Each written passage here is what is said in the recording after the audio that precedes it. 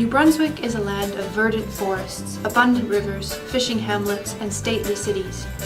Throughout history, the province's natural beauty attracted people from all corners of the earth. This summer, I traveled around the province, interviewing those who call New Brunswick home. We talked about the need for respect and celebration of the province's linguistic communities. Well, I'm an artist, and I live in St. Martin's, New Brunswick. My family is originally from New Brunswick, but I have never lived in New Brunswick before. I have lived all over Canada. I was born in Halifax, and I have lived in Winnipeg and Vancouver and Toronto and Montreal and lots of places.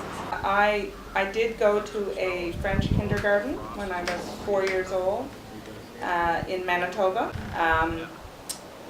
But it was in a bomb shelter too, which I do remember, and I remember the experience. I never forgot it. I remember coloring a tree, an apple tree, and learning the word pomme. And my grandparents gave me trois petits cachons. So I had the little book of the three little pigs. So I remember that, and I think that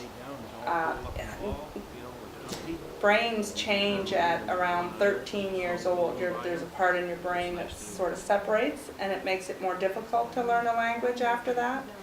So I think I actually think everybody in Canada should learn French and English right from the beginning in school.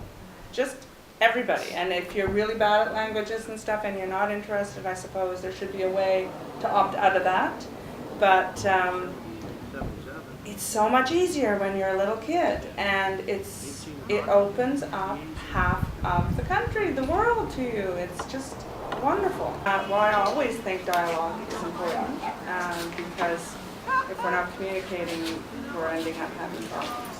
And I suppose as a teacher of a second language, I know, and someone who has been in the situation where I've been in a province where I didn't speak the language very well and had a few problems now and then, and felt that I felt stupid sometimes, and I'm a very verbal person and always express myself this way, and I'm a big reader and have a bigger vocabulary than a lot of my colleagues, which I don't always use, but I'm a big reader, so I have a big vocabulary. And I had nothing hardly in French, so I felt stupid.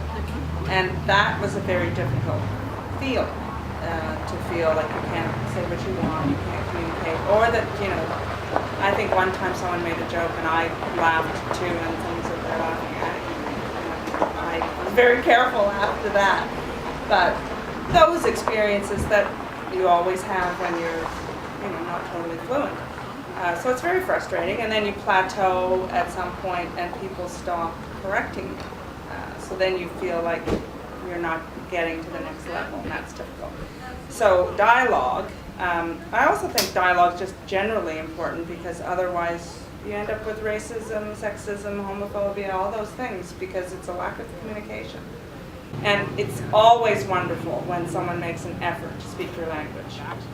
I speak a few words of Chinese, a few words. Those few words go a long way.